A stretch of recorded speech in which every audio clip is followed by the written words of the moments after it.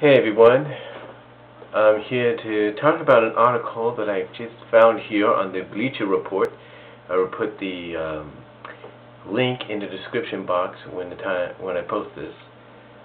But basically, this is by a guy by one of the Bleacher Report correspondents called Big Nasty, and basically his title of the article, as you can probably see up there, the same title, is WWE JNXT. That's why he put the NXT with the J in front of it. And the subtitle is, "It's official, the Nexus angle is cursed." Now, what does he mean by that? Well, apparently he points out that various series of events, anonymous series of events, have been occurring since the beginning of the Nexus angle in the WWE, and that to the point that the word jinx, if you will, has been used as a term lately by not just him, but by various other reporters and critics in wrestling. In correspondence, that is. So anyway, this is how he states it. The whole jinx, or the whole curse, if you will, of NXT or Nexus, of its whole angle, started with the first attack that they did, and with Brian Danielson, choking out Justin Roberts with Justin's own tie. Now, they say he says here in this report that Danielson was subsequently released for violating WWE's anti-choking law as part of its TV PG initiative, and then after doing that, all kinds of voodoo mumbo jumbo ensued. If you get what I'm saying. Now, he does admit that the Nexus angle is the most intriguing angle done by WWE in years. But he does say that much of the intrigue created by the angle is unintentional, and that it has much to do with the happenings outside of the ring as it does with the action within. And that he says the former NXT superstars have heavily contributed to what can be only known as a WWE jinx. Call it the curse of Justin's tie. In other words, he's saying, this Big Nasty guy is saying, that ever since Daniel Bryan was released for violating the WWE's anti-choking law for its TV PG deal, that ever since then, a lot of things have been happening with this NXT angle that are almost ironically happening outside of the ring. Now, the next thing they say, though, happens, because he does sort of a slideshow here. Now, he does point out that Daniel Bryan was one of the key players in the group, and that along with Wade Barrett, he was one of the lead dogs, basically one of the leaders. So, like, if Wade Barrett wasn't there, he'd be the vocal point, if you will. And one of the reasons is his well-done angle that he did on NXT with Michael Cole and The Miz. And by doing so, it helped gain him more notoriety. Now, he does point out that there was the only way to go, the only place left for Daniel Bryan to go was up. Up.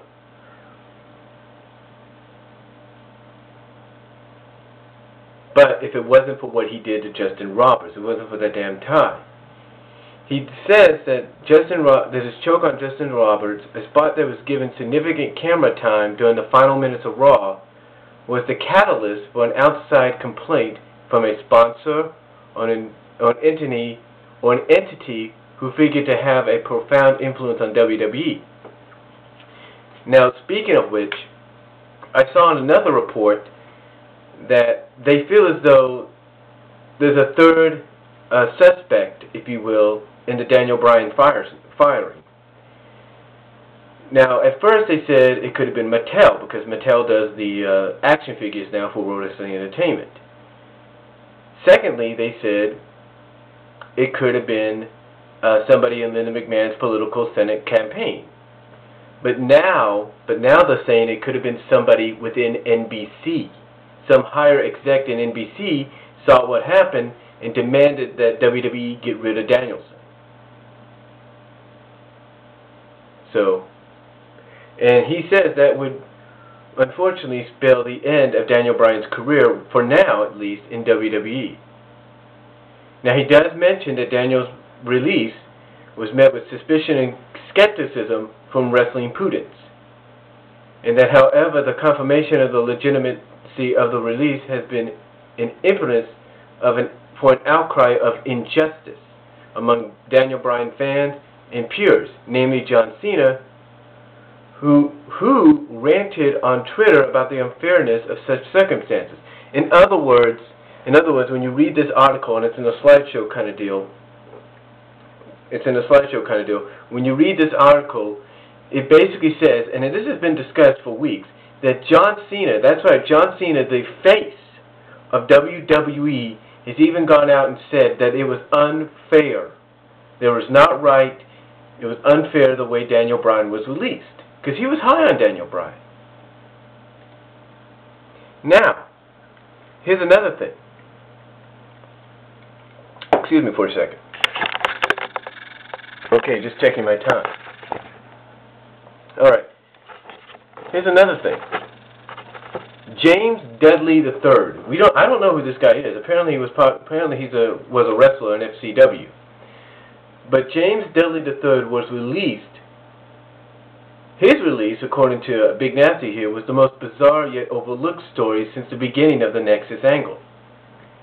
He said James Dudley III, son of a WWE Hall of Famer, drove a limousine that violently collided with multiple vehicles while then WWE GM Bret Hart was locked in the back seat by the Nexus members.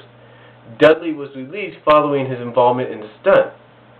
Now, he does say that what's bizarre about the story is that Dudley was thought to have been the actual driver, as opposed to, I don't know, or he says, I don't know, a stuntman.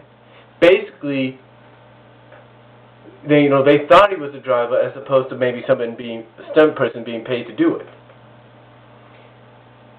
He does say it was still befuddling that James Dudley III was actually driving the limo, not to mention the fact that WWE did not have the foresight to realize that such an angle would indeed be seen just as violent, if not more violent, as a guy getting choked by a tie.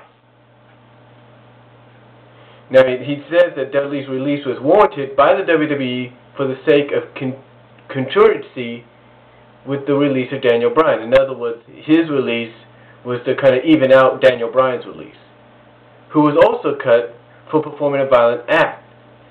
He does say the WWE felt that it would be contracting itself by keeping Dudley around for kayfabe, crashing a vehicle into other vehicles shortly after firing Daniel Bryan for displaying acts of violence. He says that the firing of James Dudley and the ensuing departure of Bret Hart have caused a major hole in the Nexus storyline, as this was a portion of the angle that has not been addressed in detail since.